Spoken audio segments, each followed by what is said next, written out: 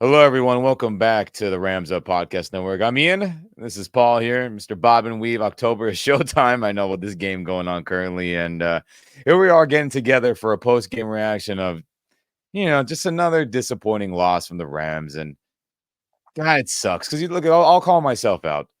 I predicted them to lose. I went in just trying to be objective. We had talked last, right, Paul? I mean, I did. And when they give you hope and you see things like, man, are they going to make the comeback? Of course, I'm rooting for it. But at the end of the day, they screwed up way too much to win this game, and it's disappointing. Paul, what are your initial thoughts off the bat? I mean, it followed the pattern that we talked about. I mean, everything was fairly consistent. If you go back to the same keys that we had set for the prior game, we said, come out of the gate quickly. Yeah, Um, they didn't do that. no, Get Iron Kyron 25 touches. They did not do that. yep, They got away from the run game once again. yep, Don't know why. The run game was churning out yards. Um, and yep. then down the stretch, it's an incredible graphic. The number of minutes they have spent playing from behind is just mind-boggling. Yeah, it's And to have yeah, and only two first half touchdowns in 4 games. It's just yeah, that's it's bad, dude.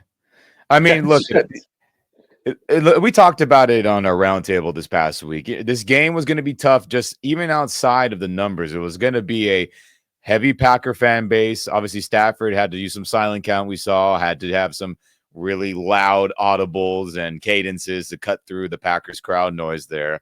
So they're fighting that, and then on top of it, oh yeah. I mean, Mark, thanks for joining in at this moment, man. But Coach McVay, dude, when we get down by 10 or more points, I mean, it's the McVay special I joke about, and I tell you guys and I tell friends and whatever things that I tweet or post on X, Twitter. The McVay special is you get down early or you get down by 10, and then it's just, all right, run game's over. Let's throw it to get back in the game. And a lot of coaches fall into that, but it was the same thing again. I mean, Kyron fumbled, and then that was pretty much it for the run game for the majority of that second half. Didn't it feel that way, gentlemen? Shoot. Go ahead, Paul. yeah. I mean, listen, I was probably as excited as the next Ram fan when I saw Blake Corum out there. I said, now they're going to really churn out some major yardage. By my count, they were averaging 4.8 yards a carry, Yeah. right? So why would you go away from that? It's simple math. Why would you go away from that? So, once again, too many peaks and valleys. It's really hard for the Rams to put together 15 minutes of consistent quality football.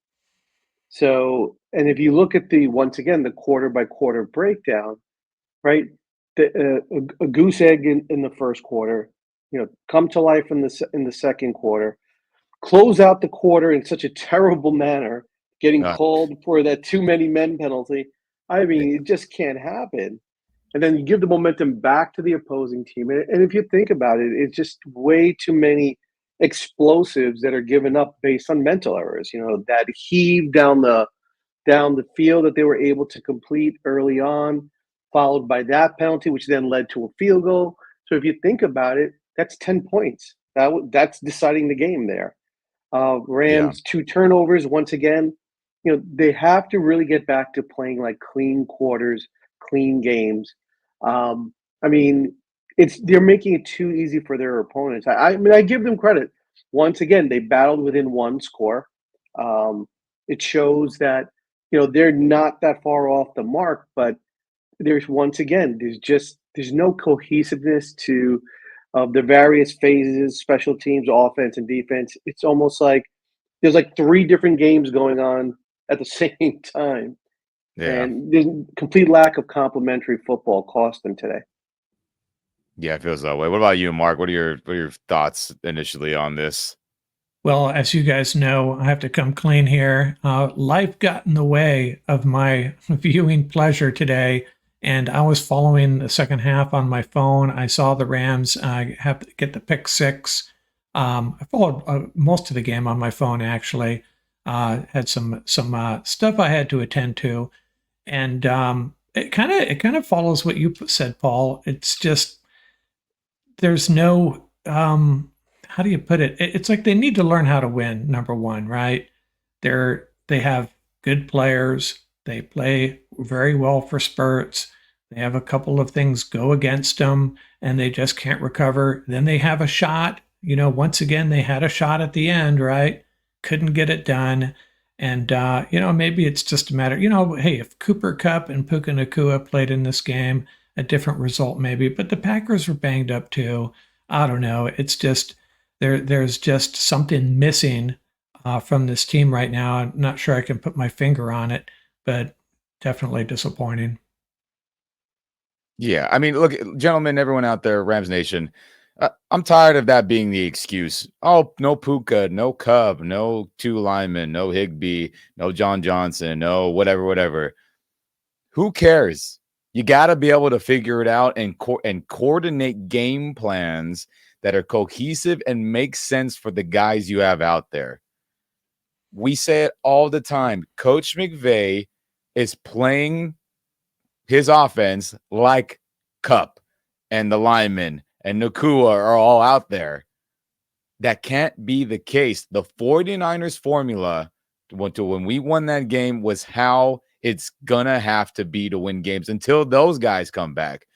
Run the ball, play action, do tight ends, multiple formations, keep the defense guessing. It wasn't like that. And was it a shock we've lost this game and lost the previous game when we got away from it? Not a shock at all. So disappointing. Yeah. And it's just the same old stuff. Again, I'm going to show this face again. I mean, Coach McVay, you're a smart guy. I mean, you got to figure it out, man. Did you hear even I think Tony Romo even mentioned it early in the game.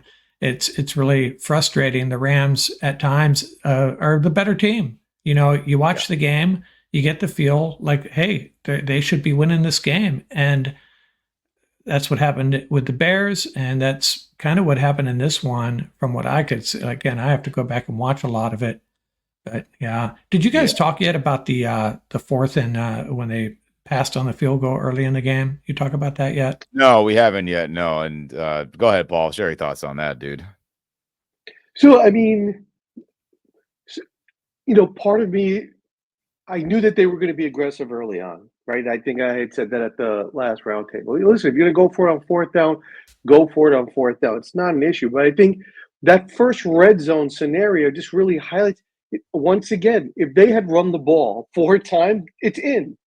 I don't know what more Iron Kyren has to do to show them that in the red zone, he's going to punch it in. He scored in 8 straight games.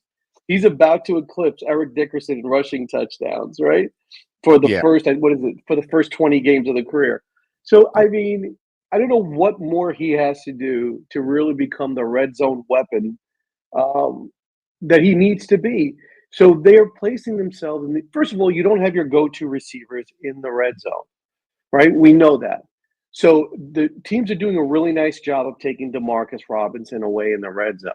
So you're really putting yourself behind the 8 ball, and we saw it today, right? How many times are they trying to get the ball to Parkinson? The timing is just there. Parkinson's not used to being the guy. We saw that today, right? And I said it last week for a reason, because you see the patterns developing. Parkinson couldn't break a tackle at 255 pounds. He's getting tackled by a D-back in the middle of the field, forcing a 3rd and 1. You see him in the red zone. He's calling for a flag. You're 255. Play through it. They grab you. You got to play through it.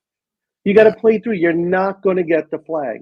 So there are a lot of things there. And just sort of moving forward, they're probably going to play a lot of 12 next time we see them, because you know what? Jay Witt got hurt. They said he left the stadium today in a sling. So they're going to be down another receiver. Gosh. But, there were definitely some positives today. No question about it. I mean, the pass rush was solid again. They still refuse to tackle. I don't understand what it is. Case in point, in the end zone, BY, I don't even know what that is. He forearm shiver Jordan Love. Thankfully, he did that, because Jordan Love threw that pick 6, but he didn't even tackle him. He didn't try to tackle him, so it was just really puzzling. Yeah. But so there was a pass rush was great there. We got the running game going. Blake the Great got into the game, so now the two-headed monster hopefully will surface. So those are some really good positives. The O line was solid again. There were some pass protection breakdowns once again, which when they blitz, the opposing team sends blitzers. Somehow it confuses everybody, but I mean the Rams were right there. They were right there again, but and I said it in the last roundtable, that 3 stand-up linebacker setup, they showed it today. It worked. It led to a huge turnover. They got a lot of pressure, but then in the second half went away from it. I don't get it. I So know it's crazy, dude. It's crazy. I mean, speaking of the defense, this might as well just jump into that subject and entirely, right? Talk a lot of offense and McVay's issues. yeah, Defensively, I mean, we got to start probably here to have a deeper dive. I mean, Trey White, he's a healthy scratch, man. Dude got benched. That's the what's the word I want to say? The public friendly way of saying, yeah, we benched the dude. Coach's decision, right? From our friend here, Cameron Da Silva of Rams Wire. So, but a lot of people were calling for him to be benched for weeks now, and obviously the coaches felt like that was the case. Darius Williams coming back. He had some nice plays today. Thankfully, he's back. Akello got a lot of snaps on the outside, and I assume they'll probably be the full-time guys going forward. And, hey, people out there who were saying bench Trey right after game 1, you got what you wanted, right? And it's unfortunate for him, man. We paid a lot of good money. I'm not saying we paid him Jalen Ramsey, top 5 corner in the league money, but we paid him good starter money to be a difference maker, and it's just been an absolute disaster. It's just sucks that's the case. So, Yeah, I mean, he's done as a Ram, it feels like. Hey. Yeah, when you consider that Josh Wallace was out there, they could have had Trey White active and contributing, but they chose to go with Josh Wallace and Jalen McCullough, obviously. So yeah, that's very telling. Yeah, he's done. I mean, what are your and thoughts? they really need his leadership and his physicality out there. So it's going to be interesting how this scenario plays out with T. White. So he also has not played in a while because of the injury. So Yeah. Part of the process could be you have the bye week, so now really it's 2 weeks physically for him where he's away from the wear and tear. So I think he's going to make the Ram defense better if they can figure out like what is going on. And I don't want to like sort of minimize because he has struggled, but the defensively as a whole they have really really struggled. I mean Romo said about 6 times today their tackling is atrocious. Their force players are not forcing the football. The spill players are not spilling. So they can't hold the edge. It is really really the defensive side of the ball is an absolute complete mess. What was really positive on that last stand, which was a real positive, was that Kobe Turner rallying the troops. Right, you saw that he was like shouting out, "One more! We need one more stop here." So I think that was really really important. I think that was significant to see. I did like the fact that they were blitzing Curl more. Curl is a very very good blitzer. And I think that's something they need to do more.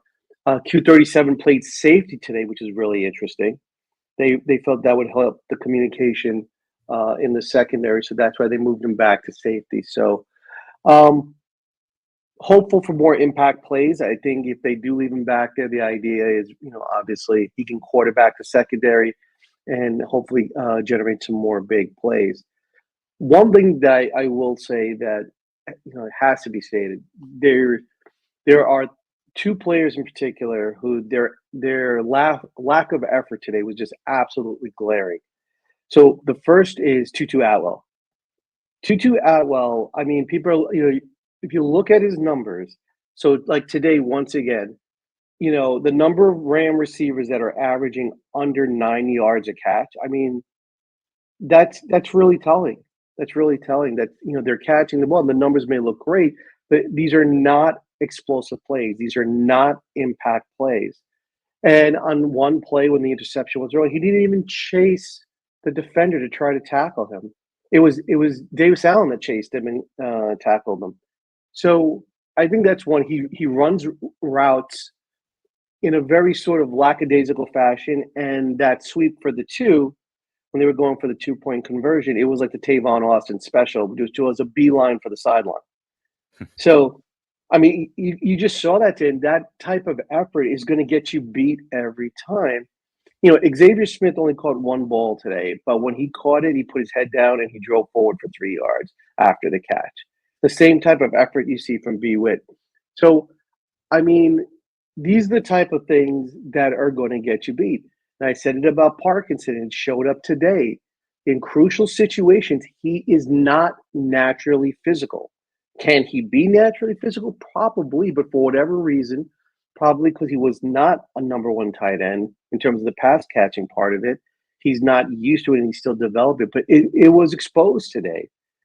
They went his way 5 or 6 times, and he's just running through these routes like, it's like somebody has to remind him, like, dude, do you realize you're like 6'6"? You're like 250? What are you kidding? And being tackled in the open field once again by a defensive back who's given up something like 40, 50 pounds. I mean, it's unacceptable. It can't continue. It's really hurting the Rams offense.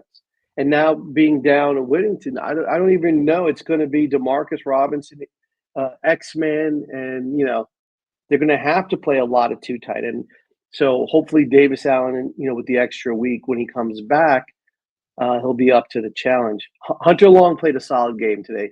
If there was somebody who really played a solid game today, it was Hunter Long. He played a really solid game. I think I have him down for 2 catches, blocked well, hustled.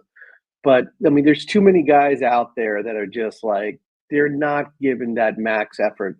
And they can't be on the field. You have to find a way. You got to send a message to this team, because that's what's going to spread. It's going to spread like wildfire. Yeah, I mean, the Colby Parkinson, I mean, we'll talk about it another time, about all the free agent acquisitions, the coaching hires, the draft picks from this last year. We'll have a time and place to go through each of those. But Trey White, giant F for failure, how that's worked out. Colby, I'll give it a C because there's been some good moments, but it hasn't been what we've expected. And obviously Blake Corum finally getting plays. I'll give that a C minus maybe.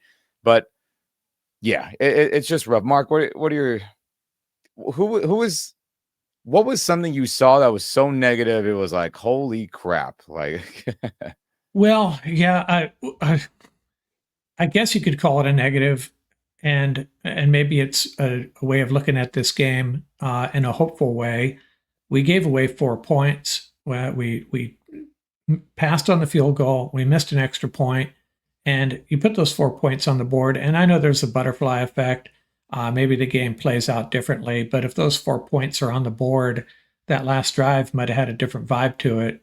So we were there, turned the ball over twice, and didn't play our best game in a lot of respects. And the game was there for the taking. Just, passed on 4 points we should have had, and then couldn't get it done in the end. I will say another thing on the positive, if you had told me we were going to hold to Josh Jacobs to under 4 yards per carry, I thought we'd probably have a good shot at winning this game. So I haven't seen a lot of the game, guilty as charged, but stats wise, not a bad day in run defense statistically. Yeah. My negative compared to previous games, anyways. No, of course, yeah. There's been some bad stinkers on defense. I guess my negative would be, I mean, our Big Vay's obviously at the top of my list most days out of the week with his play calling and choices of schematics. But I mean, guys, we need new inside linebackers. Enough's enough. We did the experiment. That Ernest Jones trade deserves another fat F for how that's backfired on us significantly. And were there some decent moments from Roseboom and Reader? Sure. But at the end of the day, it's just not starting level play consistently. It's just not. I mean, there was so many times today they're getting blown off by linemen, just missing open field tackles. It's an issue. It's a big issue. And I guess a positive is, well, I guess, young McCullough had a really good play. So, I mean, the young guys are getting reps, and maybe they do improve as the season goes on, and we'll see. So shout out to him. This picture is cool. And that was a crazy play, by the way. And I was afraid Byron Young was too nice with him when he shoulder popped him. I was like, I can't believe you didn't bury him. But I get it. Defenders are nervous about getting a flag on the quarterback, which Matthew Stafford never gets, by the way. Just want to share that out there. So I get why Byron probably let off a little much, but he did it too much. But luckily, 39 was there to snag that. So that was my one positive. That was fun to see that. But a lot of negative. And when you lose, I mean, guys, again, worst start in the McVay era, 1-4. I mean, things are just going terribly, terribly bad. Injuries aside, I don't want to hear that excuse from everyone out there. It is a factor, but you got to figure it out. Figure out ways to win ball games that at least stay at 500, right?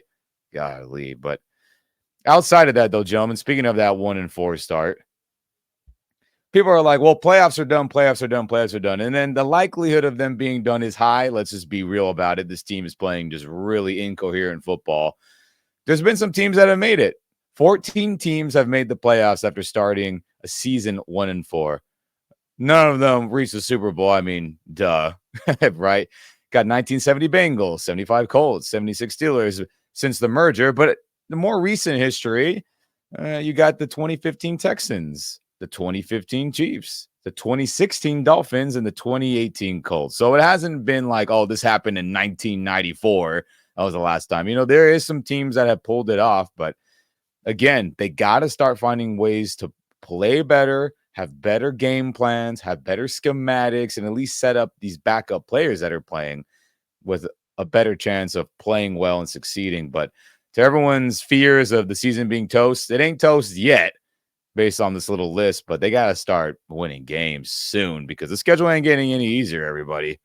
Oh, baby. And to back you up on that, if you look at the NFC West standings, it's still winnable. It's actually still winnable. It played out perfect today had the Rams won, obviously. 49ers and Cardinals both 2-3. The Rams trailing the Seahawks by 2 games, and they have 2 games with Seattle, and this team could sweep Seattle. Got to play better, obviously, but it's not out of the question. They probably have to sweep the NFC West moving forward. Win the remaining game with the Cardinals, beat the 49ers again, and beat the Seahawks twice, more or less. There's some other winnable games on the schedule, but the season's been really wild. Vikings are just beating the hell out of teams, and obviously they had a close one in London today in the morning, but Niners, Cardinals, Seahawks had a weird loss against the Giants. Things are still there, and it's like, come on, coaching staff. Let's set these guys up for better success, and it's there. We see glimpses of it, but it hasn't been there for 4 quarters of football, and here we are, 1-4. So, gentlemen, any last thoughts before we get out of here? And I guess treat it like the players, right? You 24 hours, and then you move on. I guess we have to do that as a fan base too, or it'll drive us mad. What do you got, Paul? Definitely. The pieces are there, the elements are there. I think the realization has to be, you have staff there, but you have to put the ball in the hands of your best players. So once again, today, the ball wound up being in the hands of Tutu and Parkinson, right? Combined for 13 catches, and didn't even break 9 yards a catch, versus putting the ball in the hands of Kyron Williams, right, and allowing your best back to carry the load. I'm not sure what they're afraid of, what they think is going to happen. He's asking for the ball, and when he gets it, he's going to work. So that's one element of it. The 3 outside linebacker today looked great. I think that it jump starts the defense. It got everybody excited. They almost fall into sort of like this. I don't know what it is. It's like almost like a malaise on defense, right? They get into, and that's why I have an inkling that there's some type of, whatever it is, like some type of read and react type of philosophy that has been imposed this year, which is just, I think, is just throwing everybody off, because some of the players that played well last year look completely lost this year, right? So, if it was just one or two players, it's one thing. Kobe Turner had 2 sacks today, so it's good to see him. The leadership today was phenomenal. He's playing the run very, very strong inside because he has to, because nobody else is. Fist factor, he showed his speed, you know, and he chased down a couple of plays, which really highlights what we've been saying. The defense is really not geared to highlighting the player's strengths. This is a guy, like, yes, we know he can bull rush, but on every play, these are the type of players, he and the conductor, you gotta let him get after it and get upfield. There's certain elements of this defense which are just, I mean, they're not NFL caliber the way they are putting the players in certain positions, and we see that today. And that's why I think the secondary is really struggling. They're really not playing to the players' strengths. So, we'll see how it goes. But, Kobe Turner was a real highlight today. Evans dropped another one within the 10. There you go, special teams. We didn't get a chance to see much with Kid Cardi redeem himself with that missed extra point. But, moving out of the bye, they'll be a little bit healthier. Hopefully, Jay Witt's not hurt too bad. But I think also this is what happens when your best players are hurt and everybody seems to be waiting for them to come back, right? So it becomes that sort of mentality, okay, we'll be okay when they get back. But when they get back, they got to get back into like sort of playing shape and getting that execution, that element of perfect execution, which is going to take time. So if the Rams are, the players are banking on that, that's going to be another two game lull, which they can't afford to go into. So, I think what's going to happen is I think there's going to be a big shakeup. I think coming out of the bye, I think there's going to be a big shakeup. I think there's going to be some players that are going to be released or moved. I think there might, something's going to definitely have to happen. And I think the Rams are going to be active at the trade deadline because they need to acquire something to really jumpstart this team, and particularly on defense. Yeah, Mark, what are your final thoughts on this crappy Well, loss? you know me, I'm the eternal optimist, and as disappointed as I am, especially, just thinking back a few weeks ago, how optimistic we were about this season. And I think that optimism was justified based on our offensive line, our skill position guys, and the additions on defense, the young guys. But it just hasn't come together, especially on defense. And I just feel like I don't think the season's over. When you look at the standings, the Rams are basically 2 games out of a wild card spot. The problem is there's a bunch of teams above them, and several of them have beaten the Rams. Right now, if the Vikings, I'm going to go negative here for a second. If the Vikings win the NFC North, wild card contenders include the Packers, Lions, and Bears, who have all beaten the Rams. So that's not good. But can the Rams win the NFC West? That may be the path.